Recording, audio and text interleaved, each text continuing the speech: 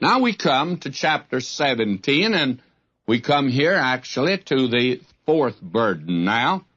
The fourth burden is the burden of Damascus. Now, Damascus was the capital of Syria and still is, by the way. And you have here really the burden of Damascus and Ephraim in the immediate future and the far-off future. Actually, what you have here is the nation of Syria and the northern kingdom of Israel, and at that time they were lined up together. They were allied together, and more often came together to come down against the kingdom of Judah. And Damascus was the leading city of Syria. And you have here in chapter 17 now, verse 1, the burden of Damascus. Behold, Damascus is taken away from being a city, and it shall be a ruinous heap. Damascus and her ally, Ephraim, which are the 10 tribes in the north. Now let's look at these names for just a moment.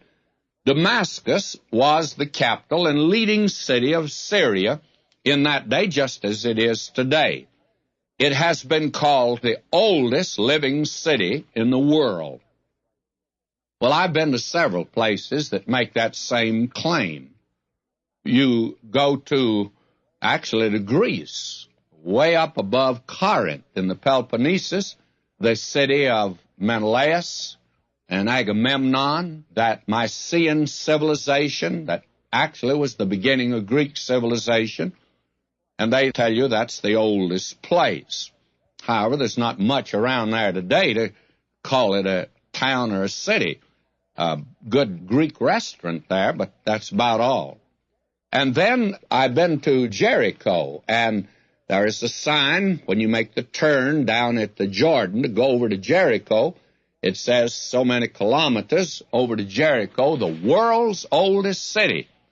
So I guess that about every place has the world's oldest city. I've been waiting for my native state of Texas to come up with that also. We done pretty well with getting everything else in that great state. Why not have the oldest city? And I'm sure that they'll dig it up there somewhere someday. Well, Damascus has a good claim to it, by the way. It was Vitringo who wrote, Damascus has been destroyed oftener than any other town. It rises again from ashes. And we'll see that. Now, Damascus means Syria. Now, Ephraim is the name of a tribe of Israel. It's the name of a city. It's the name of a mountain.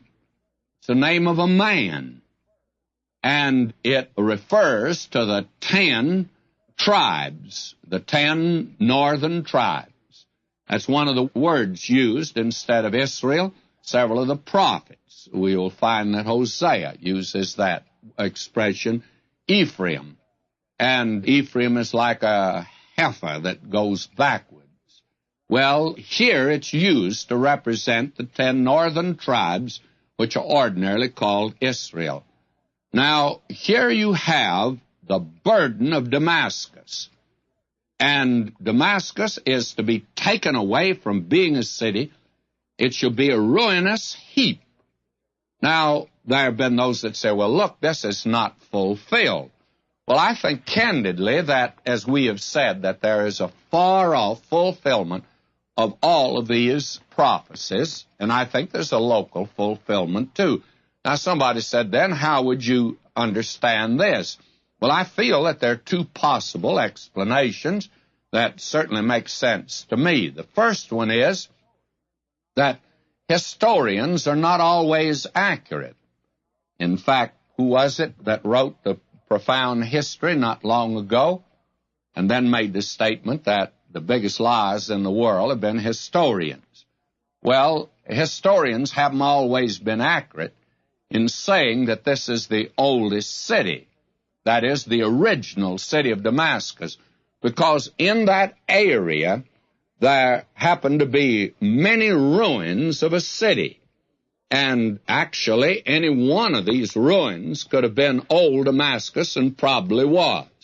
Damascus is like a great many of the ancient cities that when it was destroyed in one place, they didn't always build on the ruins of that place. They shifted it over and built it somewhere else. Certain cities they could not or would not because of the fact they were sacred to the people. Jerusalem is one like that. It'd been lots easier to have gone over on the Mount of Olives and rebuilt Jerusalem at the time of Nehemiah. But they didn't do it because of the fact that so much that was sacred was connected with the old city. I don't think that was true of Damascus, and so we'll just leave it to the archaeologist. He hasn't yet come up with the answer of which one of those ruins will probably have been the oldest city. That's one explanation. And then the other is that it is the oldest city, and it has withstood the ravages of war, and it has never ceased being a city, although it's shifted locations.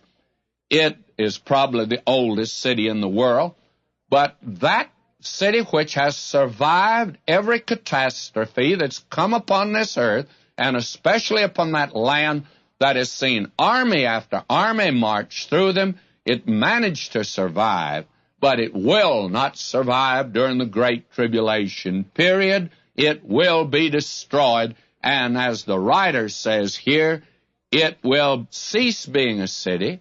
It shall become a ruinous heap. And I believe that actually both of these are accurate, and both of these are true statements, and certainly fulfill the prophecy. They're quite adequate to fulfill it.